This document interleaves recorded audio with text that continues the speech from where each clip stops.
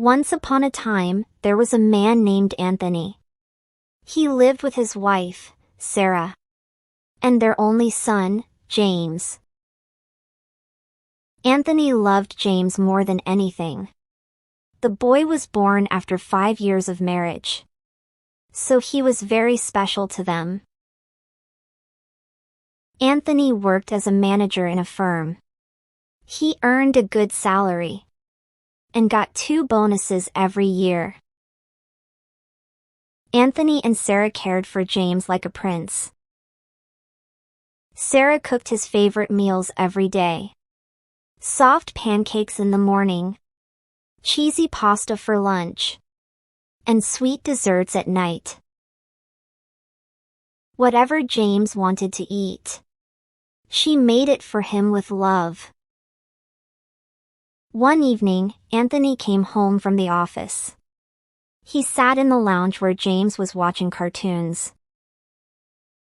Sarah soon brought tea and cookies. Mom, where's my sandwich? James asked. Sarah smiled. I'm bringing it. She served him the sandwich, but noticed Anthony was unusually quiet. What happened? She asked softly. Anthony rubbed his forehead and smiled sadly. I lost my job. Sarah froze. James stopped watching the TV. His small face fell. There was some corruption. Anthony said slowly. My colleagues were involved. But the company fired me too. But you didn't do anything, Sarah said quickly. Anthony sighed. I know. They will check everything first, and then decide who stays. Sarah touched his shoulder. Don't worry. You'll find another job soon. Anthony nodded. He looked at James and smiled gently. So, tell me, how are your studies today? The next morning, James got ready for school. After breakfast, he picked up his bag and walked to the door. Anthony smiled. You're forgetting something. He took out some money from his wallet and held it out. Your pocket money. James shook his head and smiled. Dad, I have my savings. I'll use them.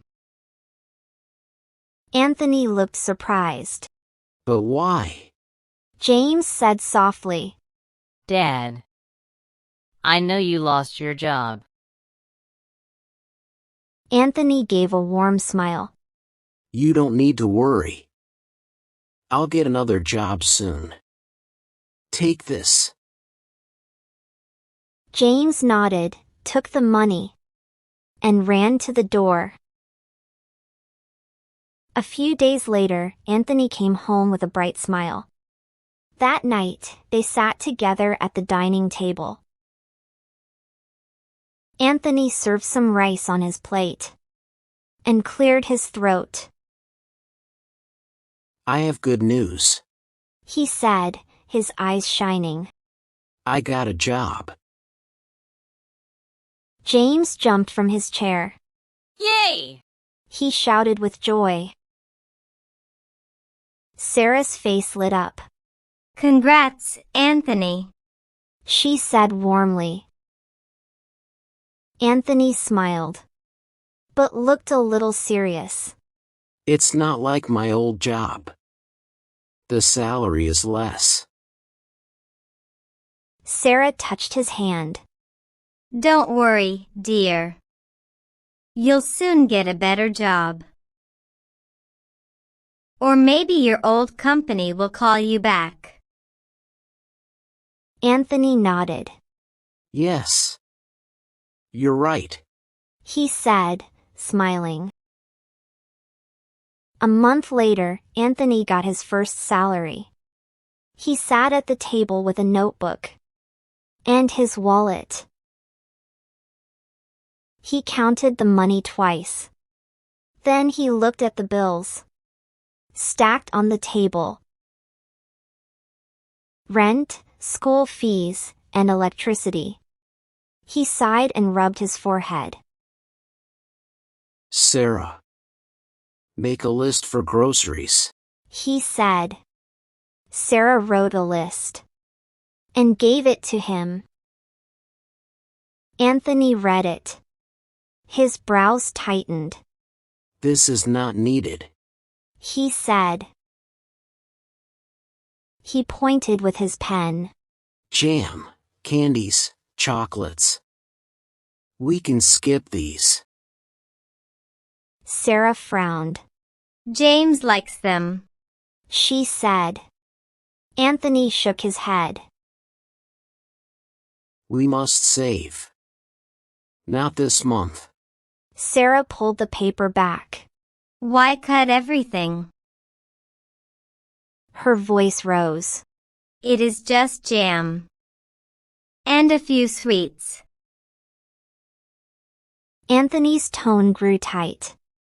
We cannot spend on what we don't need. Sarah snapped. You think only about money now. Anthony answered. I am trying to manage. You know the salary is less. James, standing nearby, felt the tension. He clutched his toy and stared at them. His eyes watered when he saw chocolates crossed out. Sarah noticed him and went quiet. Anthony lowered the pen. Silence filled the room. James shifted his feet. He was afraid and sad. Soon, Anthony and Sarah began fighting over expenses. James stayed quiet and only watched them. One evening, Anthony came home from work. James was sitting on the sofa, watching a movie. After taking a bath, Anthony sat beside him. Sarah brought tea and placed it on the table. Then she handed Anthony the electricity bill. Anthony opened it and stared at it. His face changed. This bill is too much. He shouted. Sarah, don't you care how much electricity we use? Sarah frowned. I do care. But we can't live in darkness all the time. Fans, light. James has homework on the computer. Anthony slammed the bill on the table. Homework? Or just movies all day? He turned to James. Do you know how much this bill is? Do you care? James froze. His eyes filled with tears. I'm sorry, Dad. Sarah stepped in. Don't shout at him. He's just a child. Anthony's voice rose. A child? He needs to learn. We can't waste money like this. Sarah tried to stop him. Enough, Anthony. Don't scare him. But Anthony kept shouting. That night, James lay on his bed. His face was wet with tears. He whispered. It's not my fault. I don't use the computer all the time. His chest felt heavy. He wiped his eyes. But the tears kept coming. Dad is wrong. he thought angrily. He lost his job. That's why he can't pay such high bills. Why blame me? James turned to the wall and hugged his pillow. His small heart was filled with hurt and anger. In the following days, James became short-tempered at school. He started fighting with his classmates over small things, like sharing a pencil or losing a game. Ma'am Juliana, his class teacher, noticed the change. She tried to guide him, but nothing worked. One day, Ma'am Juliana went to the principal's office. Sir, I am worried about James. He keeps fighting with classmates. I warned him many times, but he doesn't listen, she said. The principal said. Call his parents. The next day, Anthony and Sarah came to the school. Ma'am Juliana was also there. The principal pressed the bell and called James. James entered the office and stood with his head down. The principal looked at the parents. James is misbehaving. He fights and argues.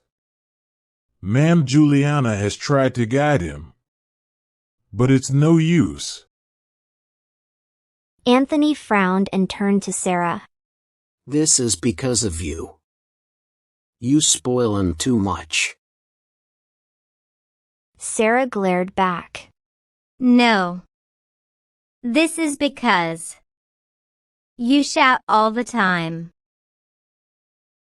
Anthony snapped. Don't blame me. You never stop him from doing wrong things. Sarah raised her voice. And you always find fault with everything. James looked at the principal, scared and quiet. The principal shook his head. See? You two are fighting here. How will this boy learn manners? I have no choice. I am cutting his name from the school. Anthony's eyes widened. No, sir. Please don't do this. We won't fight again. Sarah nodded quickly. Yes, sir. We will stay calm and teach him manners. The principal took a deep breath. All right. I will give him one last chance. But remember, both of you need to change. Anthony and Sarah nodded and left the principal's room quietly. Moral: a happy home makes a happy child.